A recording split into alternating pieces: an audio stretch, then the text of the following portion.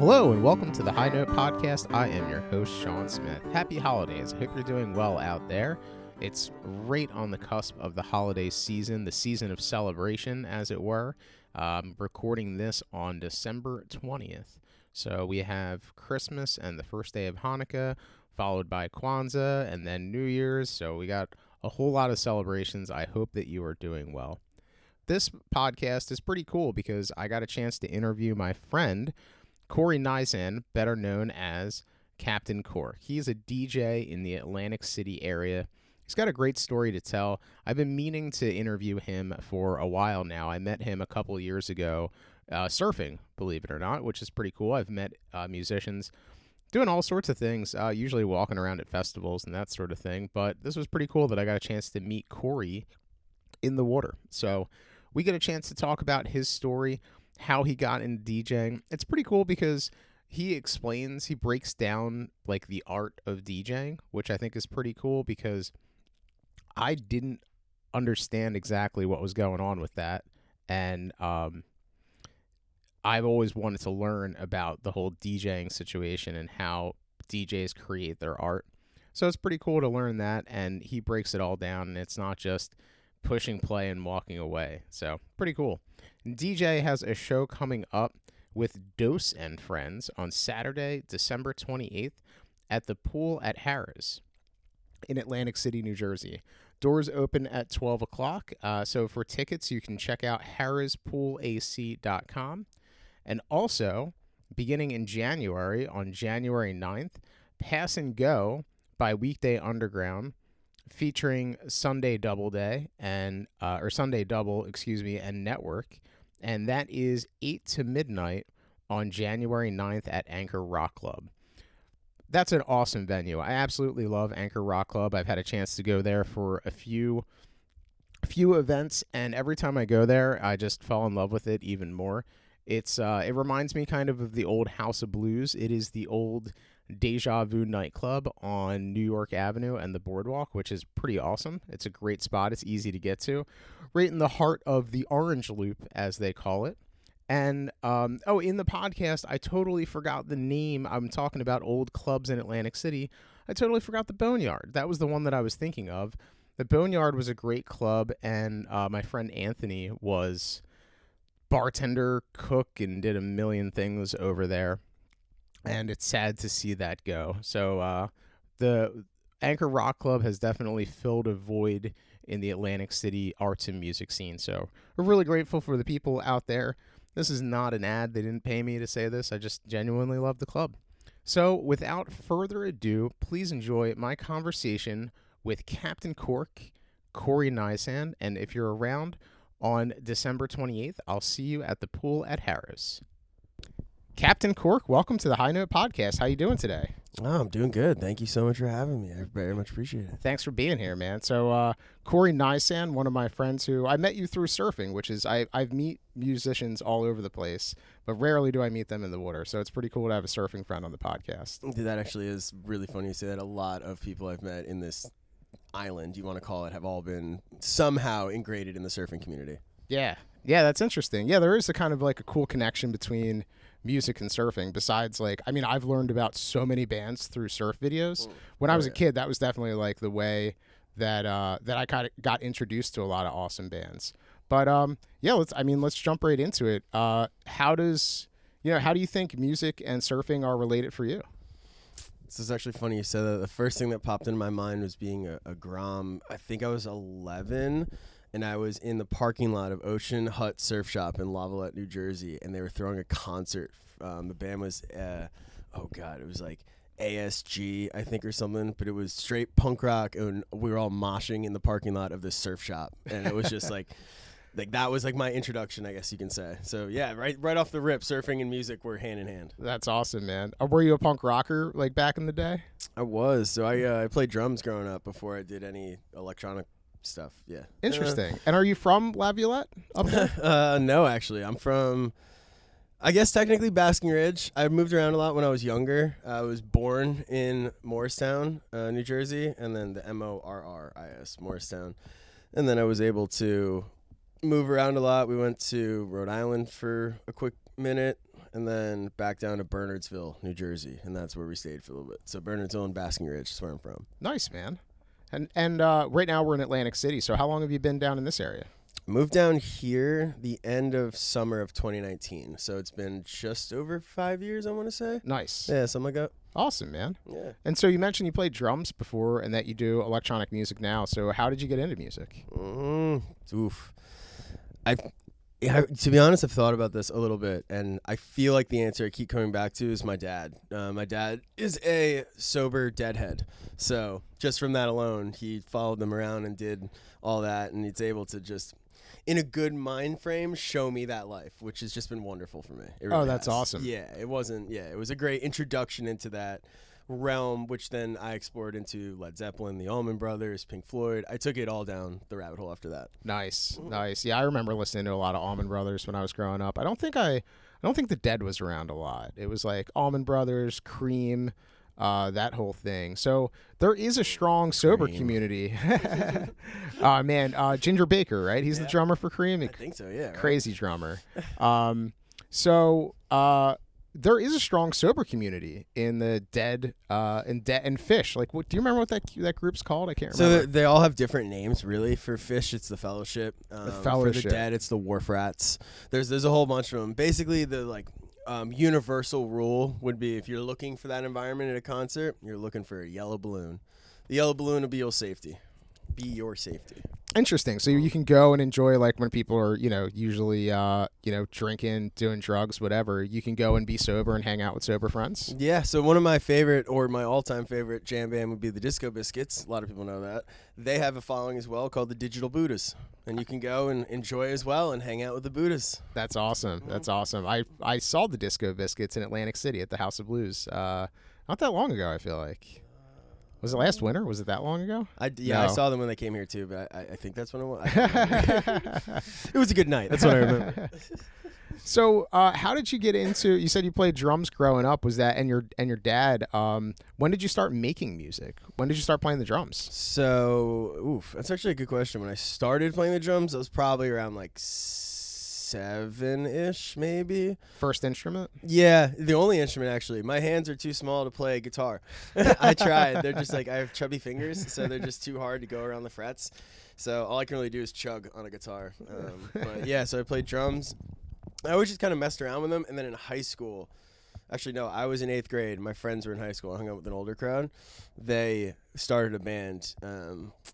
So I started playing, I guess you can say I never really played normal drums. I played heavy metal and hardcore screamo music. That's all I ever drummed. Did you learn, like, in the school band, or how did you learn how to play? No, just by ear. I tried taking a drum lesson once, and I've never really been good with learning stuff when someone's, like, trying to show it to me. My best avenue is to get my hands on it and just kind of figure it out from there. Yeah. So that's what I did. And for some reason, I got blessed with hearing. I can hear music really well, like... to this day, I'll actually admit to the listeners, I can't read music. I can't. Okay. But me neither. But if I listen to a 3-minute song, I could probably play back at least a minute and a half, if not 2 minutes of whatever drum part pretty quickly. Wow. Yeah. Wow, like maybe amazing. Listen to it one other time just to make sure I had the fill right or something. But yeah. Wow. So I don't know how I got it worked out on that end, but that's awesome. So I stuck with that. And then making music, I actually we'll get into this topic, but I lived in Texas for a little while, in Austin, Texas, and that's where I started making music. I haven't made music in a while. I'm actually just starting that again now because I had a bad laptop. I just didn't have the right equipment to do it, and I couldn't use free software where I just couldn't save my stuff, and it's just buy your stuff, people. Buy your stuff. Yeah, it definitely does make life a lot easier when you can do that, for sure. Even though I use this, the software I use to edit the podcast is Reaper. It's a free to...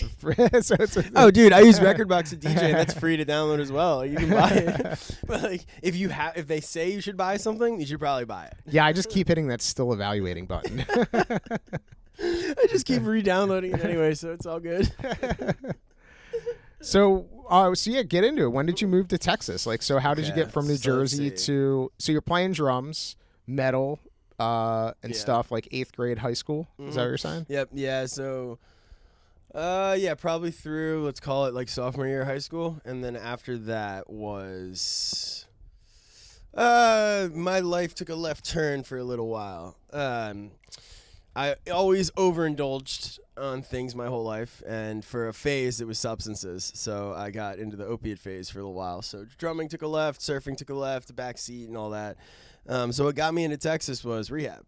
I just had some issues, and my father being sober knew some connections and got me to a pretty good place out there. Wow. Yeah. So when did you how old are you like when this happened? All right, so this is where I'll have to sound weird for a minute. So I'm 32 now. I was 20 when that happened. So I don't know a year that would have been. I guess that would have been like what 2011-ish, something like that. Yeah, but so you were 20 when that happened. So 20 after high school. Yeah. Gotcha. Yeah. Somehow I got through high school. I got my GED. I didn't graduate. I missed too much school because I used to take the "why do I need to go to school" category. I'm not doing school stuff anyway. So and then ended up in Texas without all the useless details. That happened. Went to Texas and then spent 6 months in a treatment facility. That was a wonderful place. And then I moved into their, if you want to call it, halfway house program, which was just an apartment block in Austin, Texas. Okay. It was pretty cool. I got a job at a bistro there, and life started getting pretty good. And then I met a few friends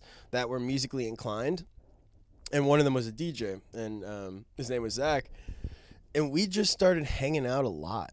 I met my friend Andrew, who we got an apartment together with, and Zach would just bring over his CDJs, the old ones.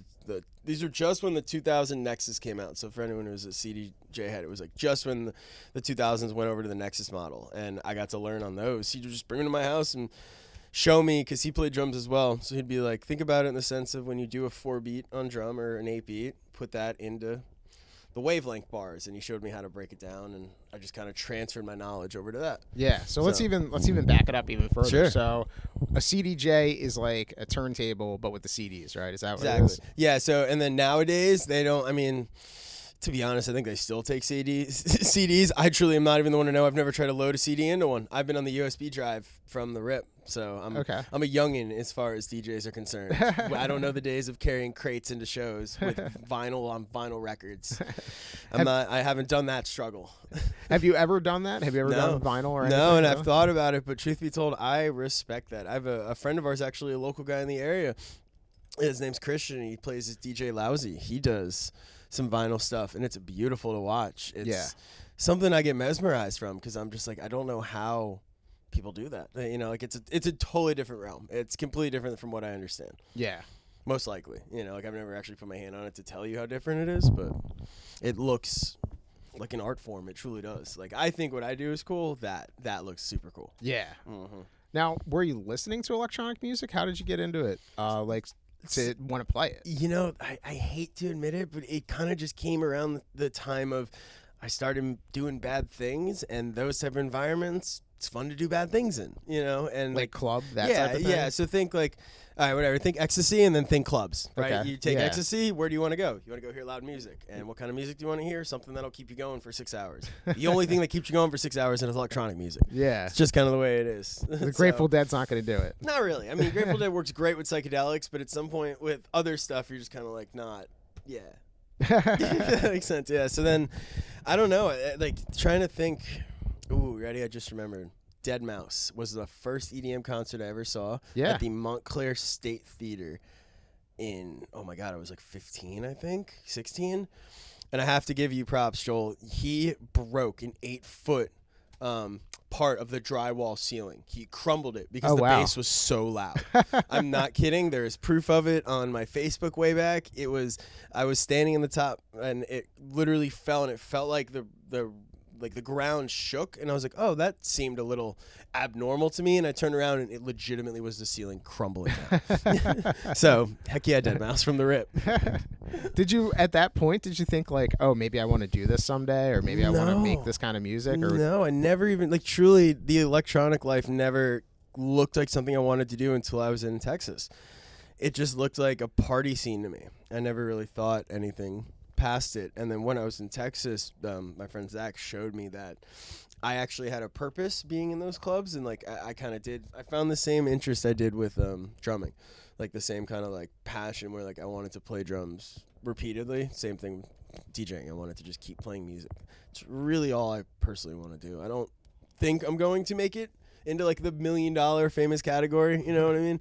But if I get to play really good music with a bunch of my friends and have fun, that's kind of the goal, right? That's awesome, man. Yeah, that's really cool. So how, and I mean, just on that, I mean, you've played some pretty cool venues here in the area. You played our pizza party for Global Pizza Day. That was a for, lot of fun. For Pizza Dow We at Tony 100% Baloney's. should do that again. Yeah, May 22nd every year. Let's yeah. go. Yeah, I think we did the count and at Pizza Dow, pizzadow.xyz if you want to check it out, or globalpizzaparty.xyz.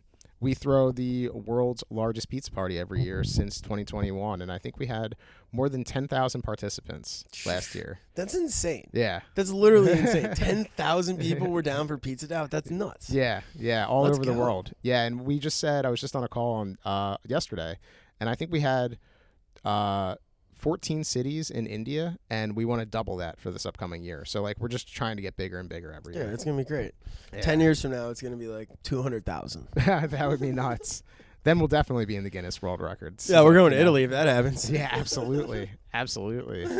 So you played that. I mean, you've played some pretty cool venues here in the area. I've played some pretty cool ones in the U.S. in general, but specifically around here. Yeah, I've played some pretty cool ones. I've been blessed. Yeah. So did you immediately start doing like club stuff back in the day? Were you just learning how to do it? Like, what was the progression from, okay, I'm having fun with this, I'm creating music, to I'm gonna DJ at a venue? That's a good question. I gotta think back to the beginning of the Texas days. Just guessing off what I'm feeling is the right answer to that is it was Zach. We played as a group in Texas. I never played alone. And I want to say, if my memory serves me right, it was all him. He had the drive and he knew the promoters and was doing his own DJ thing when he kind of brought me into it. And we kind of just played well together and just he brought me along. So I think it was, I want to say a pool party was the first time I ever played in front of people with him. Something local, maybe like 20 of us. And then the next one was he brought me to... memory right. We played at a club called V Lounge. I don't even know if it's still there. And it was to open up for a band called the Bloody Beetroots. If anyone remembers who they are legends. They DJ in Venom masks. Oh, okay. They're awesome. We got to open up for them.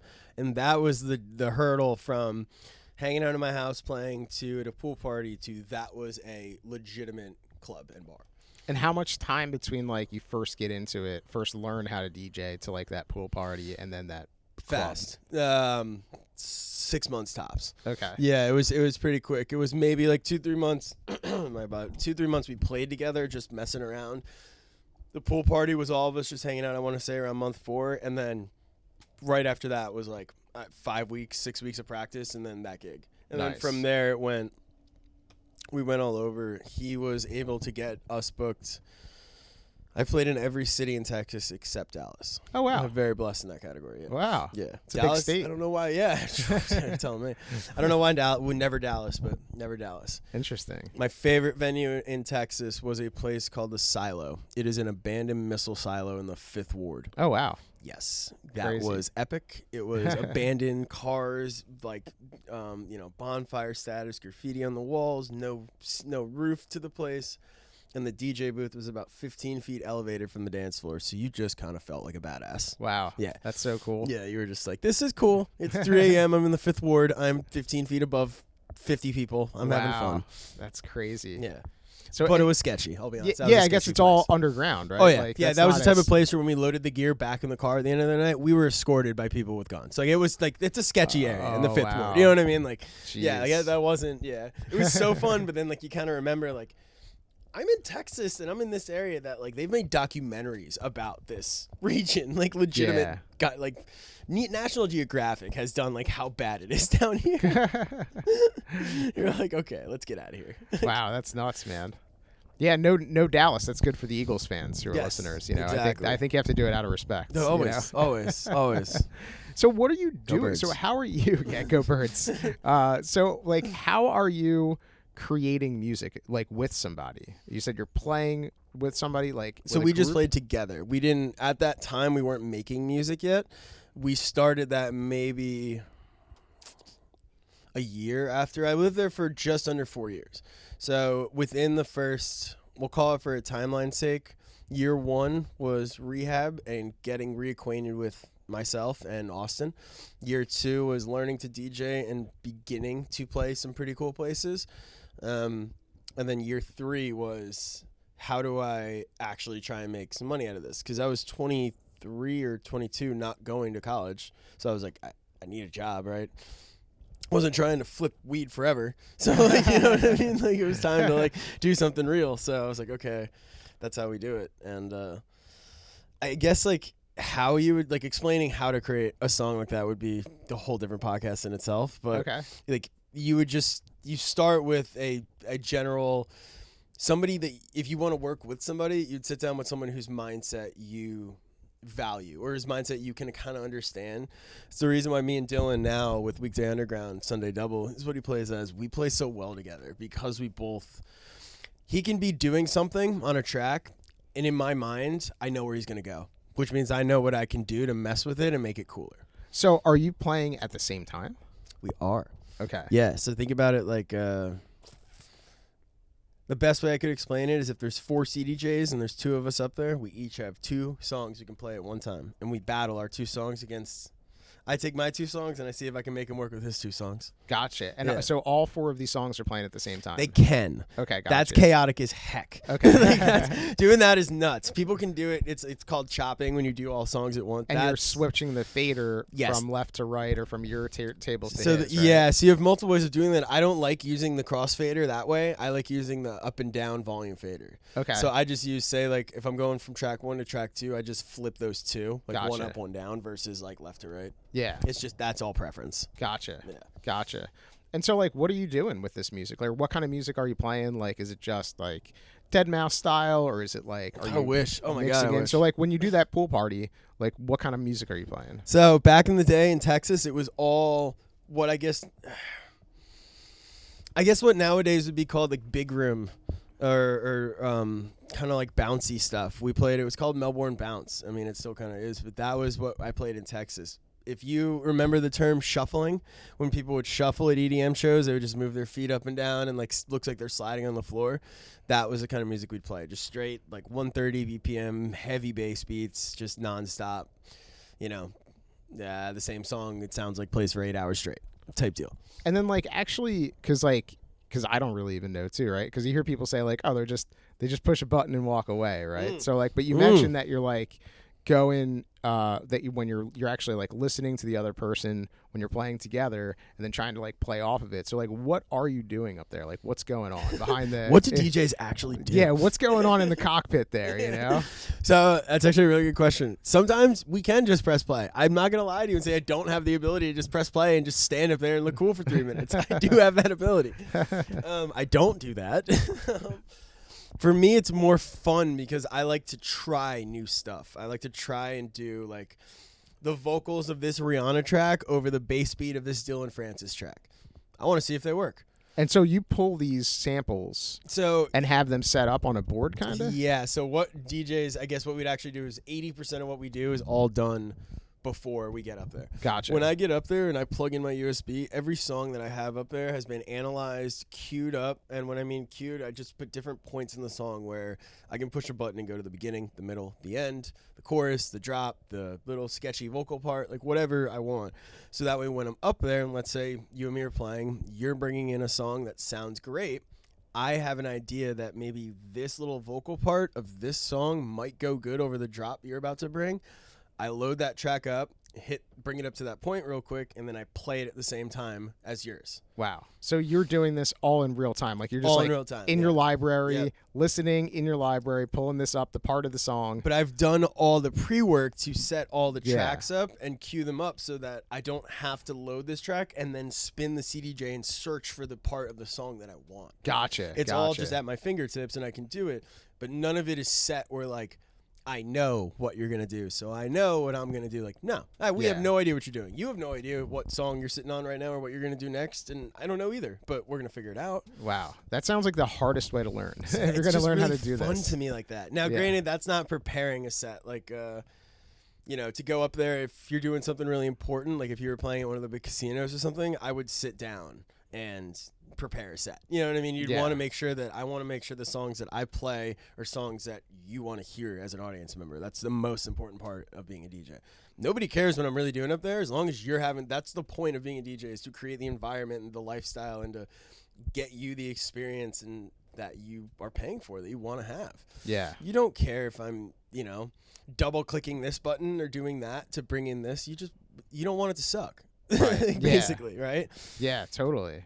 And this is a good segue too, because you are playing a casino coming up. I did secretly do that. We are. Me and we've been blessed. The Dose twins have asked me and the Weekday Underground boys. Shout out Weekday Underground boys. So me, Sam Waz, Big Booty Keto, Big Body. I always say Big Booty. I love you, buddy. Big Body Keto and Sunday Double are gonna open up for the Dose twins. December 28th at Harris Pool Day Party. Nice. Daytime party. So from noon to 5. That's good for me. That's my speed. Right, dude? My mom's coming. It's going to be a good time. All the family members. It's going to be a family-friendly event. That's awesome. Kind of. So is this your first time playing in a casino? It's my first time playing in anywhere big down here like that. I've played at a few different places that I really like. Like me and Dylan got to play at Noto in Philadelphia. That Nice. club was pretty cool. But my favorite venue I got to play at was a place called The Cavity. And explaining that would take forever, but all you need to know is if you know what The Cavity was, we're going to hopefully do it again because I want to. That place was insane. Nice, man. We need to make another one. It was just an art installation we got to DJ in. And In if we Atlantic could- City. Yeah, and if we could have another art installation that I somehow get to DJ in, gosh, that would be insane. Did you DJ at the James? I know I went there with you, or did I go there to see you? That's The Cav, yeah. Oh yeah, okay, Yeah, nice, yeah. If we can do that again, dude, let's do it. Yeah, that was an Right, amazing venue. right. Yeah. Obviously, we'll never recreate that place. Was one of a kind, but like just the idea of like having some sort of art installation, like all right, for local listeners, Lucy. I've had this idea that I want to DJ inside Lucy. There I you want go. to throw a party in her belly. There you go. How dope would that be? That would be Lucy's a amazing. giant elephant like structure. I think you thing. could do it from the Howdah, from on top, and have the party outside downstairs, First thing and is, I just don't know, like I just want to do it inside. Yeah. At nighttime. there's not a lot of space in there. I know. But yeah, so the tickets for Harris are pretty cheap. So it was like $10 or $15, I think. Awesome. Yeah. That's amazing. December 28th. What day of the week is that? Do you know? Saturday. Okay, nice. Yeah, it should That's be great. a good time. That's awesome, man. It's gonna be So- fun.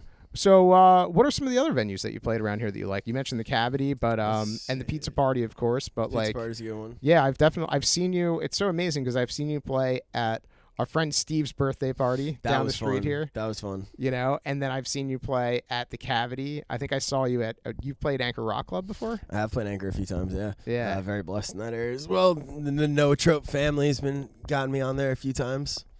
We're actually going to be doing that again, too. Weekday Underground starting second Thursday of every month at Anchor Rock Club. We'll be having an event. Nice. So feel free to come out for that, too. Yeah, it's free. All those will be free. Second Thursday of every month starting 2025. Nice, Anchor man. Rock free show. So what happens at that show? You're just up there DJing. Yeah, so for those, like, I won't always be DJing, so Yep. we'll have some of like the other part of the family go. But yeah, we're just try and go and have fun. That we just want to create a community and an environment that people want to be a part of. Like, it sucks when you don't feel like you're a part of something.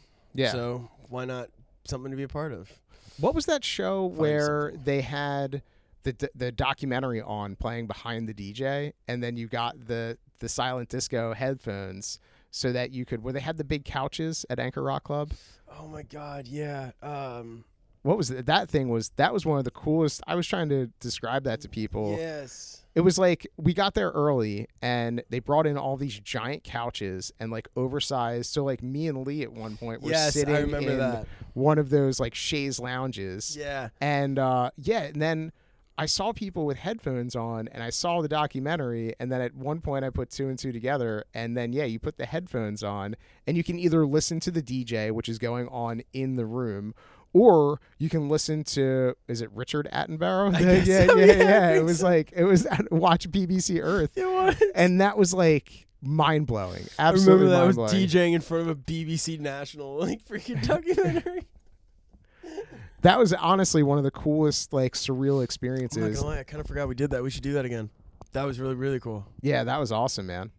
That was the last winter we did. No Trip did a homie hangout. That was just like a chill homie hangout. We didn't have a lineup for that. Me and my buddies JD and Anthony, Double D's and Yuri, just played. We just had a good time. That's awesome, man. Yeah, it was a lot of fun. So what's the vibe like? What's the difference between the Texas vibe and the South Jersey vibe? Ooh. And Philly, I guess. South Jersey, Philly, like you can even differentiate those two. Ooh, you're the first person ever asked me that. That's interesting. I got to ponder this for a sec. The difference. Because I feel like Texas musicians have a specific style. Like when I'm thinking of like, I was a big Ben Queller guy in high school, and like that guy was from Texas, and like he had a very specific like, even though he played like an alt rock kind of indie, almost like with a punk feel, it was still very rooted in like roots rock, country rock style, you know. So I can only imagine that the people growing up with that as their culture have a different response to EDM music than like Philly, you know, which is I think of Philly as like big with punk rock and hard rock, but then again, it had a huge hip hop culture. I mean, the Roots are from Philly, so like, this is true. Yeah. So what do you see out there? The difference, I guess, I would see is music out there, just in general, is on a freaking pedestal. Music is so important. It is as important as God and football in Texas. I swear to God, like, it is. You, especially in Austin, like 6th Street is the main street where all the bars are, and it's just a line. And every single bar you walk down, you can go country music, rock music, EDM, rap. You could go, chill, coffee shop, then back to country. You just have so many every option you could ever think of, and they let everybody play. They have open mics all the time. They have pop-ups in the park all the time. They have it is a music scene, or it was. I have not lived there since 2015, so I can't, it's been 9 years. But when I was there, it was to go to Zilker Park to play disc golf. The odds of you seeing a pop-up music like drum circle was 9 out of 10 times. It was so ingrained versus here was not like that as much, but I feel like it's becoming like that now. It's showing a lot more of the same, like, there are music events going on at least 3 nights a week in Atlantic City now. And it's not just big casino things happening at, the giant nightclubs there. It's stuff, at Union Hall Arts right next to Tony's. Yep. Or there's stuff going on, like, popping up on the boardwalk. I know my buddy JD does random pop-up silent discos. Oh, just cool. Literally popping up at Gardner's Basement one time, just going ham. Like, wow. Yeah, like it's starting to create that environment. I absolutely love it. Yeah. It just brings people together. That's awesome, man. Yeah, I grew up here, and we never really had like a strong music scene. There was like Bubba Mac's Shack in Ocean City, and like, Bubba Mac Shack? Yeah. Oh, yeah. Bubba Mac was a blues guitarist who was like, he kind of looked like Jerry Garcia. He had like I'm going to have to look this guy up. Oh, he was great, man. Yeah. And actually, I can't remember what station was on, but you could watch the live, or I don't know if it was recordings of Bubba Mac playing in Ocean City and like Danny Iyer and all those guys on TV, like on like the local public access. You could watch Bubba Mac Shack. Oh, let's go. Yeah, it was awesome, man. And then like when casinos first came here, a lot of area musicians got jobs in the lounges because the lounges had music. So that was actually going to be a question I had for you. Yeah, like how were that seen over? I feel like the lounges would have been like what I saw in Texas as those little bars that you could just walk in and play at for 4 people. Yeah, I think it was probably the same thing. Yeah, and when I was growing up, there was like punk was really big, and like we did shows everywhere. There was a Chinese restaurant, the Pearl in Summers Point, where there used to be the Summers Point Circle, which is now that like right by where Summers Mansion is. If you're going like towards Ocean City, there was a Chinese restaurant there, and we would throw punk shows there. And it was literally like they kept one room of the dining room open in case anybody wanted to sit down and eat, and then they just moved tables out of the main area, and we just threw shows there. It was crazy. Like all literally, I think about when I hear that is like there's a clip of a heavy metal band playing at a Denny's. Yes. The Yeah. dude just started like, what the fuck is up, Denny's? That's exactly what it was like, man. Yeah, and then there was Duke Max on the boardwalk. There was like Grand Fromage. There was it escapes me now, on Pennsylvania Avenue. It'll come back to me. But there was a little club, but then they all kind of died. It was like it took a lot to get it here because Atlantic City was never very cultured. So like they stopped doing the lounges, and then the 90s it was kind of like a dead time, and then like the whole punk rock thing kind of came through and got a little bit more popular, and like the legacy of Bubba Mac and all those guys continue to play in the area and stuff. And then there was kind of like a dead zone, I feel like, in the early 2000s. Like it was like more singer-songwritery, kind of like a little bit of punk rock stuff here and there, but like it just kind of like died out, I guess, and then of course, like the beach bars and everything that was popular and stuff like that. Yeah, I when feel they like put those summers in. we can't really count on, right? Because summer down Yeah. here, it's a tourist area. If you live down here, you know how it goes. For 3 months, you work hard. Yep. Everything's open. Everyone's playing everywhere. Just money, tourist. Yeah, I know guys who like shout out to Ken Shiles. He'll play 2-3 shows a night. Then surf twice as well. Yeah, amazing, man. I don't know how he does it. And then he'll go like build a house somewhere. It's like unbelievable what that guy does. But yeah, so it's cool to see like Anchor Rock Club. House of Blues was a great spot. I love the old House of Blues where we saw Disco Biscuits. Oh yeah, great spot. But yeah, man. And then like it seems like now with Anchor Rock Club being the anchor of this all. Dude, that's a great way to put it. It really is becoming that space. The guys that shout out Adam and Greg and everyone over there, like they're doing something special there. Every show there is amazing. They just hired a great friend of ours, shout out Ali. He's the cook now. Yeah, I making saw that. bomb food all the time. Yeah. Like, dude, it's turning into just what we've always wanted it to be, like the place. Yeah. For us to hang out and be like, oh, like I'll stop by Anchor on a Thursday night and just see what's going on. Like I've never said that about any other venue. You know what I mean? Like nobody does that. No one just pops in to say what's up to the staff, but this place we do. We went the Saturday after Thanksgiving for the night market, and yeah, he was back there. I was like, "What do you?" The whole place smelled amazing, So good. And then I'm like, "What?" I walked over. I'm like, "Ollie, what are you making back there?" And at that point, he was making a gobbler for somebody. So he had the turkey, and he asked the guys like, "You want cranberry sauce on here too? You want gravy?" Like he was making it for him. Professional as heck. And then he was like, "Oh yeah, I got this. I'm like, "Geez, man, this is unbelievable." No, shout out to him, man. He deserves it. I'm stoked to be here and be a part of whatever you want to call is going on right now. The community coming back, music getting more popular, gambling getting less popular, like whatever it is. I'm happy I'm here and being a part of it. Yeah. So you mentioned like putting together a set earlier. How do you put together a set for this upcoming show? Ooh, that's a good one. So the first thing I do is just listen to so much music. At the moment, I don't have any of my own tracks finished that I can play, so I'm listening to artists that I like pull inspiration from, trying to find all the stuff that they have that I think would be super cool to play.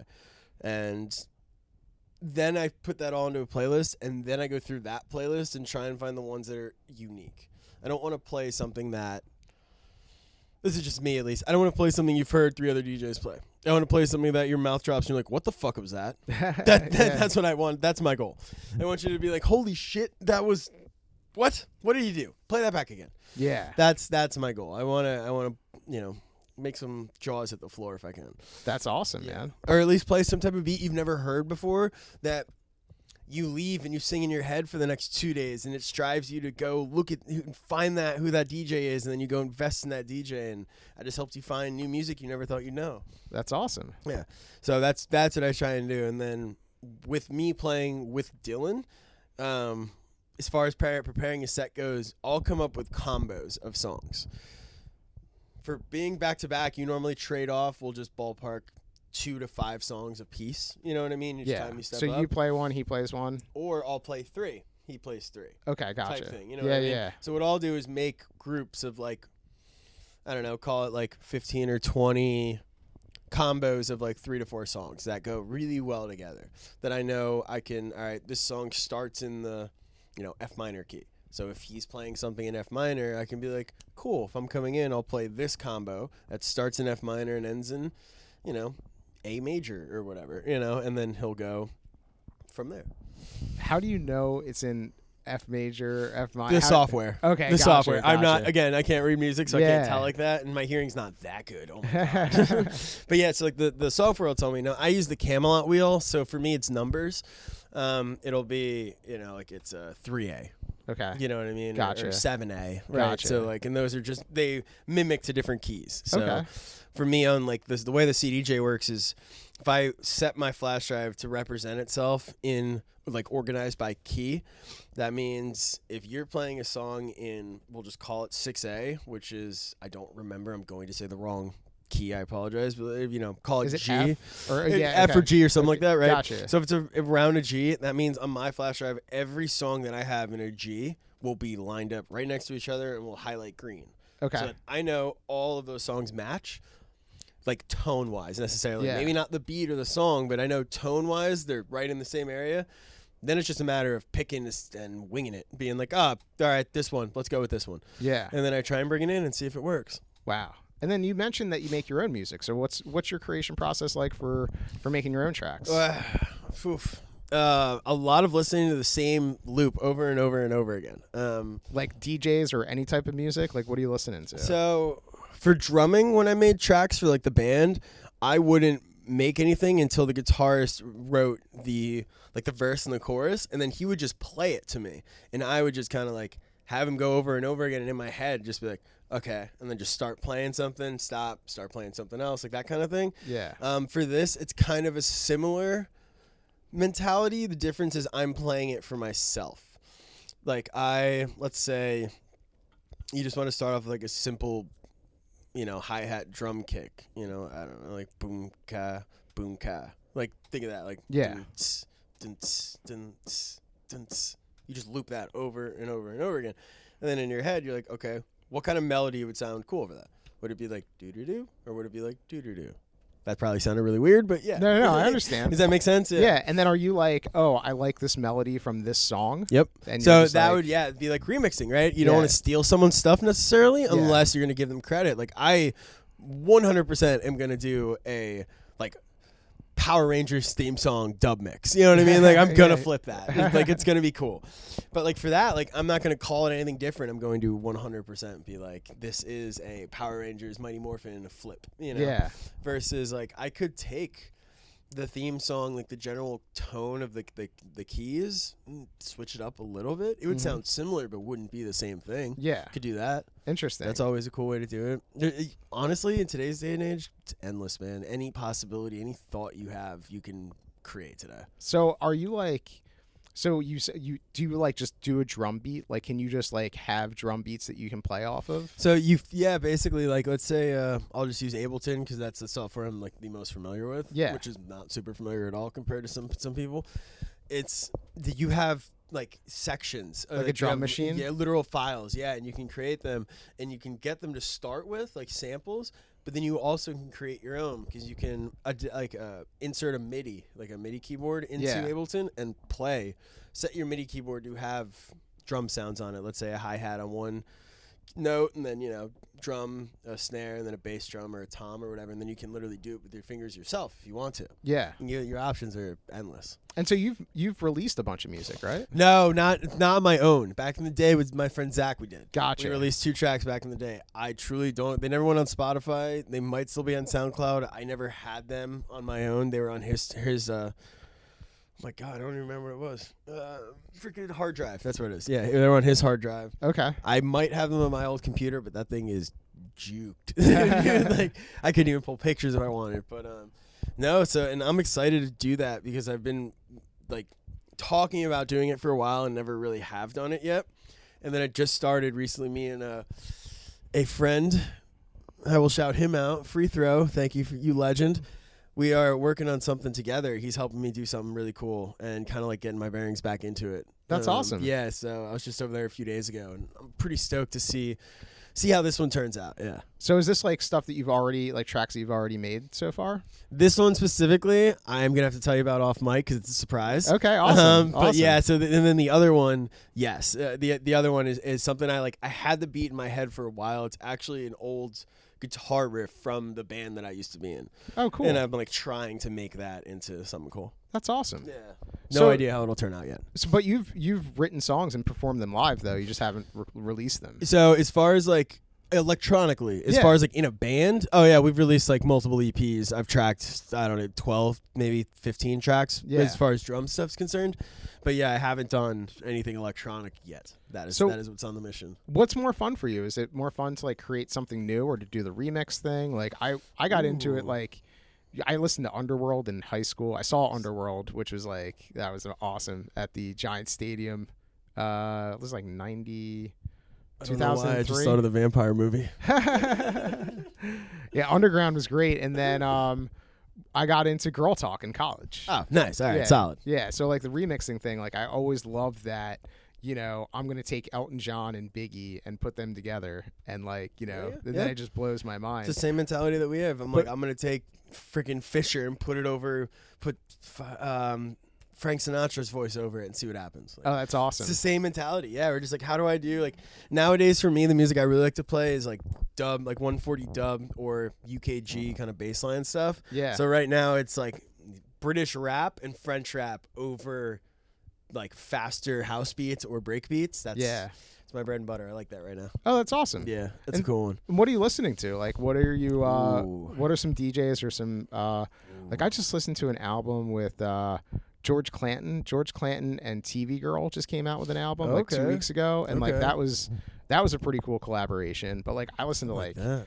Tycho and that Bonobo, right? I'm into all those. That whole Bonobos. I've best Bonobo thing I ever saw was I saw him and Skrillex go back to back at 3 a.m. in Texas. Don't forget why or how they were there, but it was amazing. You just saw Pretty Lights, didn't you? I did see Pretty Lights. My brother, shout out Alec, got tickets for my birthday, which was last week. Whatever Pretty Lights did in his little hiatus, everybody should go see Pretty Lights. He shredded it, dude. Oh, nice. He dubbed everything up. It was from the rip. The first song, I looked at my brother and I was like, we forgot earplugs, and that was a very bad choice. Everyone should wear earplugs to Pretty Lights. He's getting it right now. Yeah. I saw him in 2014 at Firefly. Yeah, dude, just take that experience and double it. Wow. Sprinkle some steroids on it, man. He amped everything. Oh, that's awesome. Oh, yeah. Yeah, it was Girl Talk, Pretty Lights, and Big Gigantic were the 3 nights. There we go, Big Gigantic. Yeah, which they were great. Oh, Big they're Gigantic amazing. was so good. Dude, that saxophone gets it. Yeah, and he jumped up on the DJ table and played up there and it was amazing. We love it. That's the kind of stuff we want to see. We want to see someone having fun. Yeah. I'm paying. I want to see you have fun. And you're asking what I listened to before, because I gave you what I listened to, which is not probably the top of the list. Well, you know the now. funniest part is I feel weird saying this, but I don't. It's I'm a DJ who doesn't only listen to electronic music. Yeah. When I get in the car, it's 8 out of 10 times jam bands, most likely. And the other 2 are reggae, maybe. As far as DJs are concerned, though, there's a dude called Efan. So it's EFAN. He's doing some really cool stuff right now. He's doing really good. And then I'm a big Rufus Du Sol fan. They play some really cool stuff. And then the Desert Dwellers have always been one of my... That's kind of both those are just more in the chill kind of category, I guess you can say. As far as the heavier stuff, I mean, Subtronics always just blowing minds left, right, and center. You got Chris's doing insane. You got a whole bunch of people.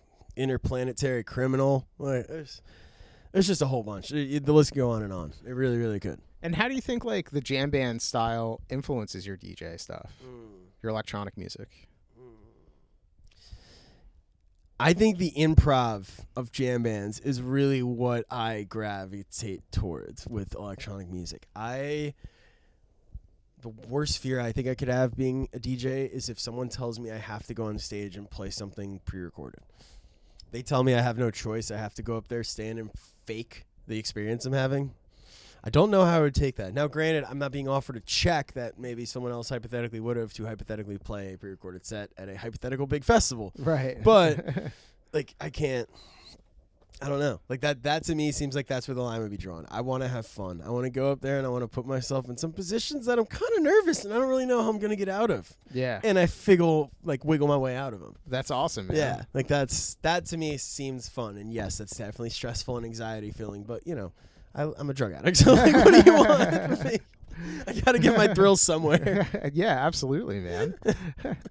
So you mentioned the Harris show. Are there any other shows upcoming, and you have some music coming out potentially? Anything that you're excited about? So let me look. It's going to be a homie of theirs named Jaden who's opening, followed by 2 back-to-backs of the Weekday Underground's finest, and then the Dose Twins are going to kill it.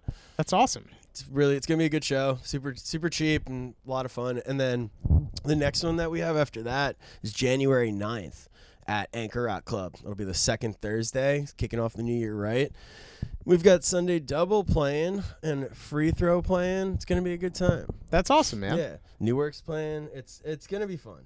It's no cover ever. All we ask is that you're 21 and up. There you go. Awesome, man. So is there anything that I didn't ask that you think I should ask before I ask you? I ask every guest 3 silly questions. So anything before we get down to No, those? I was actually kind of jiving for some silly questions. I'm not Awesome. gonna lie. First one is, what is the first album that you ever bought or received as a gift? Ooh. First album I ever bought or received as a gift. Definitely Blink-182. It was either, oh God, and I'm gonna butcher for whatever album. Oh God, not Blink-182. We're gonna go Green Day, Dookie. Green Day Dookie. Oh, yeah. That was the first album I probably ever received as a gift. I didn't really buy albums too much. I don't know why. That's, again, a weird little side note being a musician. I never really bought, like, CDs too much. Wow. You know what I mean? Like, Yeah. I maybe have 20 tops in my collection. Just different generations. Yeah, man. I guess, right? Like, CDs were phasing out. It was more like LimeWire and Yeah. FrostWire. I burned through computers is what I did. Oh, man. I had this software on my computer in college called MyTunes. And what it would do is you would connect to like my freshman dorm, I would connect MyTunes, and I could see everybody's music, their iTunes library, on the entire network. What? So, and you could download, and because it was intra-network, What? you could download songs like I could download an entire album, and this is like 2008 probably, I would say, in 30 seconds. So I had literally every Beatles. But then, like, when shit was not labeled correctly, right, you'd get an album that was like, it was labeled like Simon and Garfunkel, and it ended up being like Creedence Clearwater Revival, or like Both legends. Yeah, it was just weird stuff would happen where you'd be like, oh, you think you're downloading this, and like you'd get it and it wouldn't be that, or you'd get like partial albums because somebody would just have like a few songs, but you could put it all together because if you had 3 songs and then like the guy down the hall had the other 3 songs, you could put together a whole album. And you could literally just you would search by artist. So you'd type in the Beatles, and I had for a while, I had every single Beatles album. Yeah, the whole discography? Dude, Yeah. that's nuts. Yeah, it was insane. What is it called? MyTunes? It's called MyTunes. Yeah, I'm it was. gonna write that down. Yeah, I'm sure it's not even. It's around probably there. gone now. Oh, yeah. Oh, and it All the was good stuff was gone. But and it worked because on the school network, I think it was the entire. I don't know if it was just the building or if it was the entire school. Because you could get everything. That's nuts. That was so cool. Just rob everyone's iTunes library. Yep.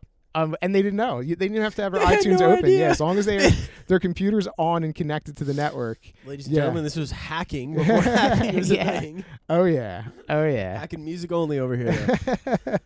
I'm not proud I buy my music now. Oh, we always do. We have to buy it now. Yeah. Have to buy it. Hey, look, I will happily admit as well, my days in Texas, there may have been a few SoundCloud rips that I played. I'm not a golden saint over here myself.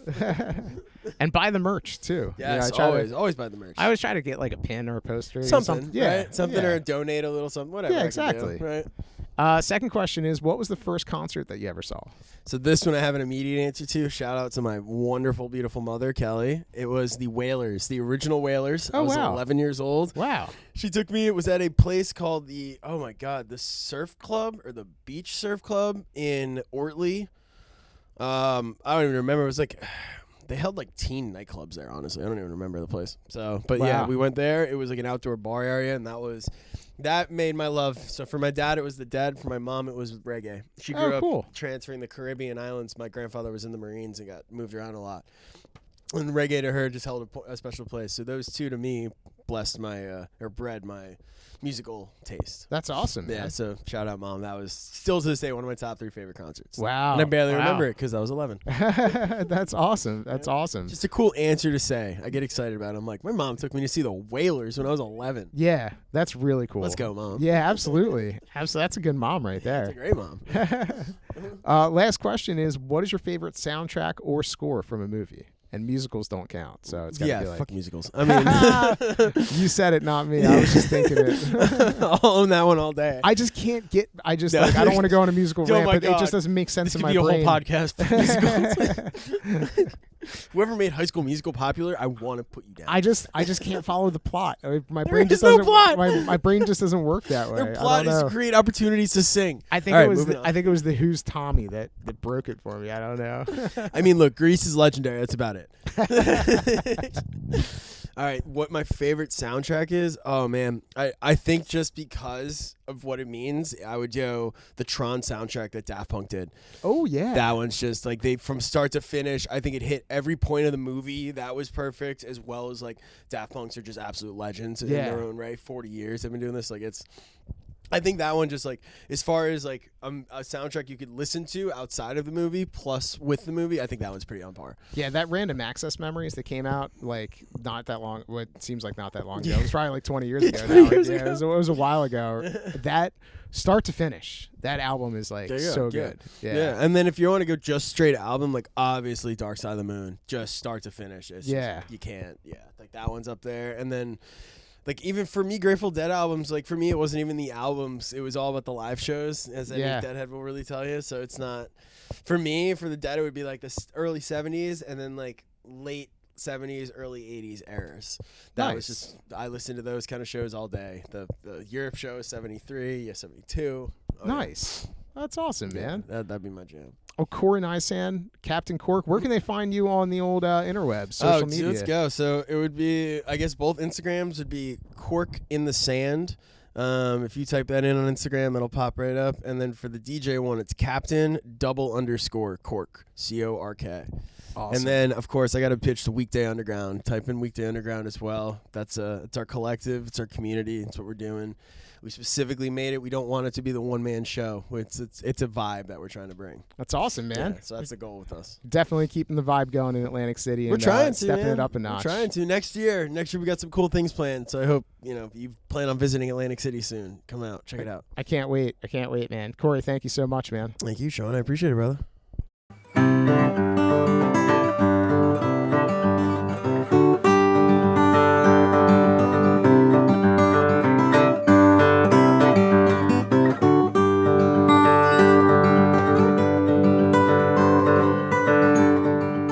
I don't think anyone wants to hear about football/soccer. Oh man, I'm stoked. I'm in the parking lot of a 7-Eleven in El Cajon, California.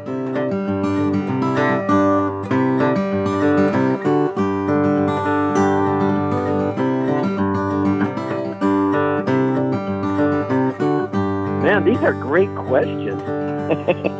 I think the answers are probably better.